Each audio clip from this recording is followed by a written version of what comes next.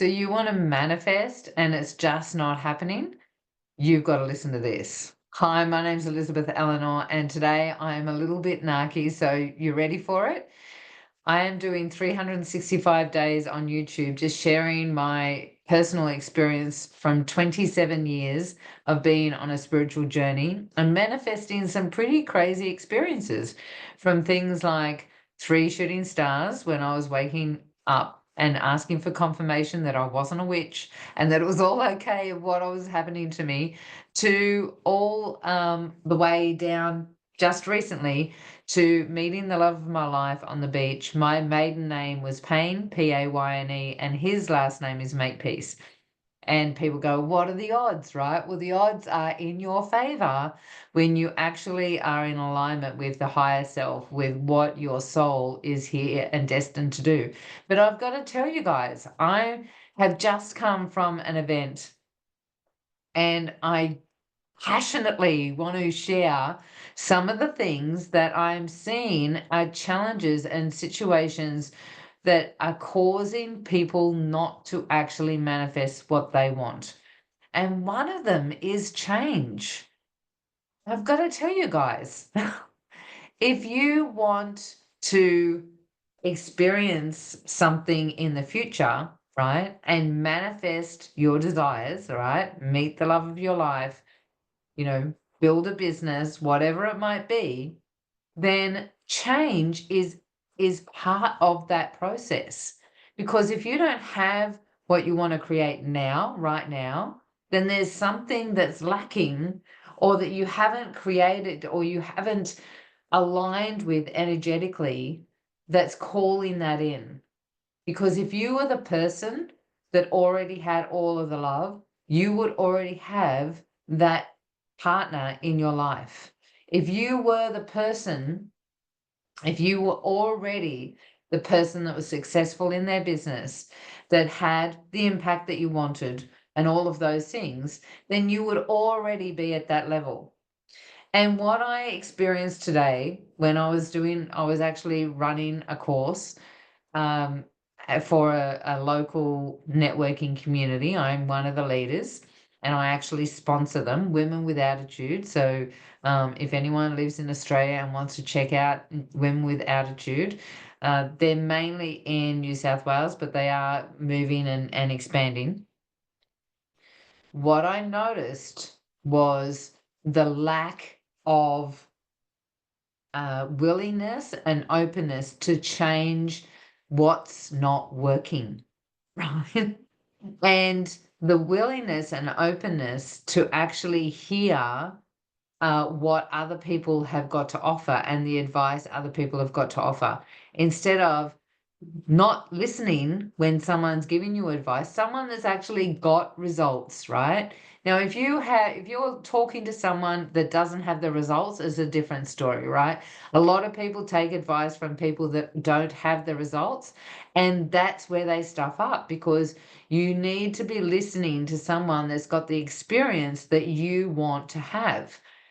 So listen to the person that's got the results that you want and find out how they got those results, and then be open and willing to make those steps, to make those changes.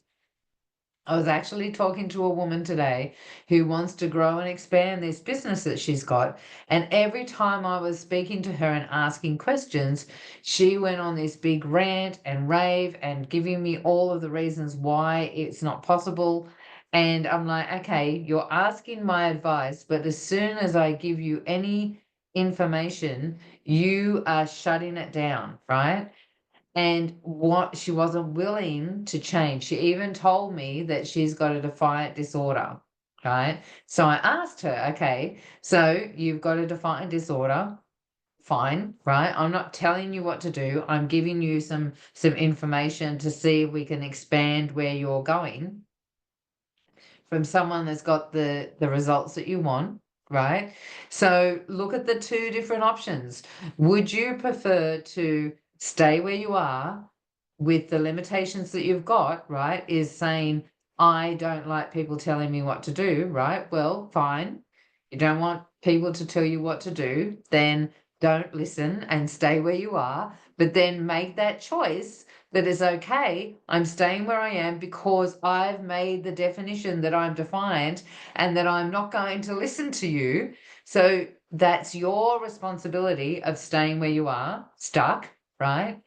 Or you open to the option, the possibility that you need some more information and that there's other things that you need to do rather than what you're doing, and open to that possibility, right? And start taking those steps.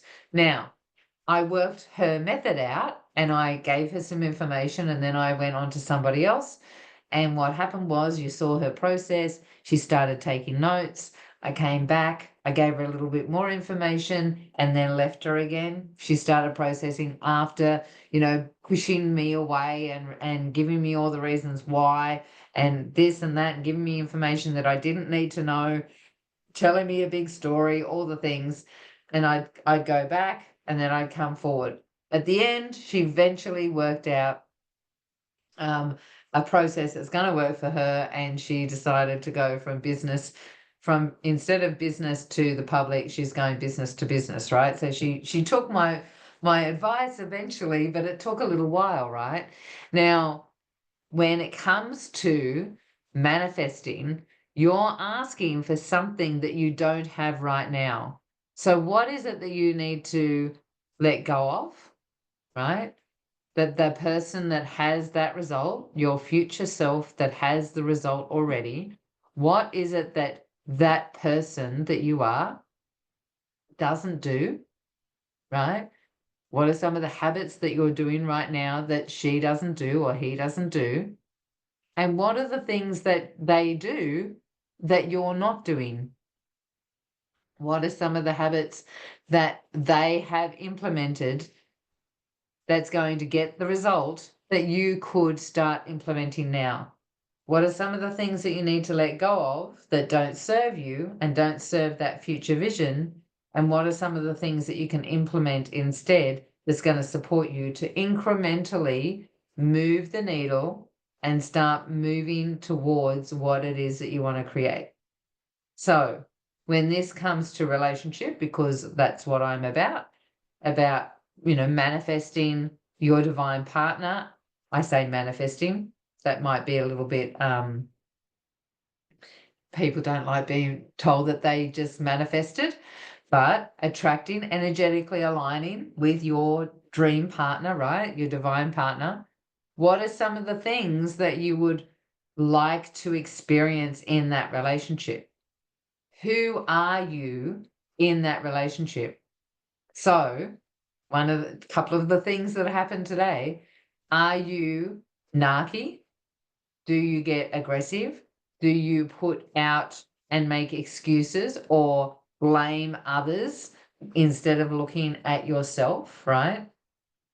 Because if they're the qualities and the things that you do, then that's the type of person you're going to attract as well, right? And that's how people end up in abusive relationships where their aggression and neglect and frustration and all the things.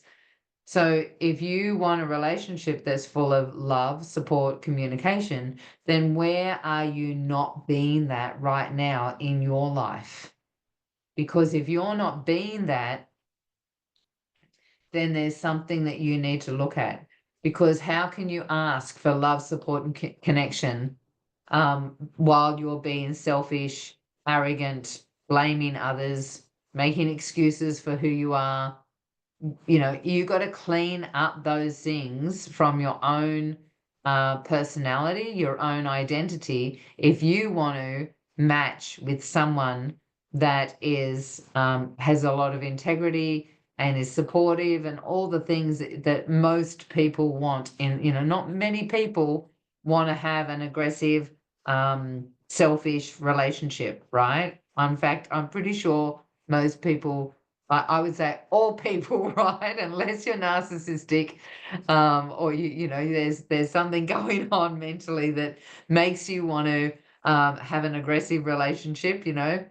I would say most people want a loving, supportive, connected relationship. So where is it that you need to clean that vibration up in yourself? What are your values? Are you aligned with your values? Where are you blaming others instead of looking at what's going on internally? Because these are the things that need to be done to actually create and manifest. How can you manifest love when you are sitting in a place of feeling resistance, feeling rejection, or worried about being rejected, so you step away? And ultimately, underneath all of that is a fear of abandonment, right? So those things need to be cleaned up before you can step into your full authority, your full self responsibility, and then attract from that level. That's when you start aligning with a soulmate instead of aligning with a body mate where you're getting coupling from trauma instead. So a little bit to think about. What type of person are you? Are you mean and nasty, or are you someone that is loving and supportive, right? And even if you're loving and supportive and you still haven't manifested that love that you want, is that love and support that you are actually based in people pleasing? And you're weakening your energy. And so you're attracting people that want to take from you rather than someone that's in alignment with you. So a lot to think about and clean up, right? All my links are down below. You can check them out. If you loved this, give me a thumbs up so I know. Please subscribe, hit the bell for notifications, all the things that you know, and I will catch you tomorrow.